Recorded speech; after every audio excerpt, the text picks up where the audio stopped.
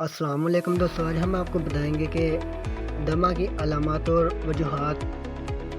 دمہ پھیپھڑوں کی ایک دائمی بیماری ہے جس کی وجہ سے سانس کی نالیاں تنگ ہو جاتی ہیں اور مریض کو سانس لینے میں مشکلات کا سامنا کرنا پڑتا ہے۔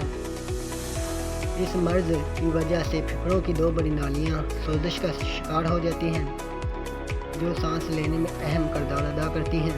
دمہ کے مریضوں کی زندگی کافی مشکل ہو جاتی ہے کیونکہ ان کا سانس کسی بھی وقت اٹھ سکتا ہے۔ دمہ کا شمار عام بیماریوں میں کیا جاتا ہے کیونکہ یہ لاکھوں افراد کو متاثر کرتی ہیں۔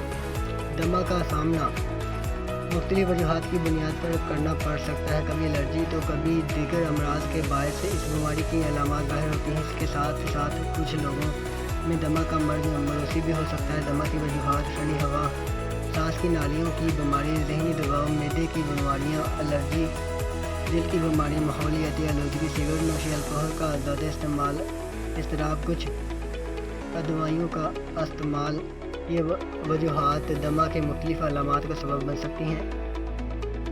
اس بیماری کی وجہ سے زیادہ تر افراد کو سانس لینے میں مشکلات کا سامنا کرنا پڑتا ہے، جبکہ کچھ افراد میں مختلف علامات ظاہر ہوتے ہیں۔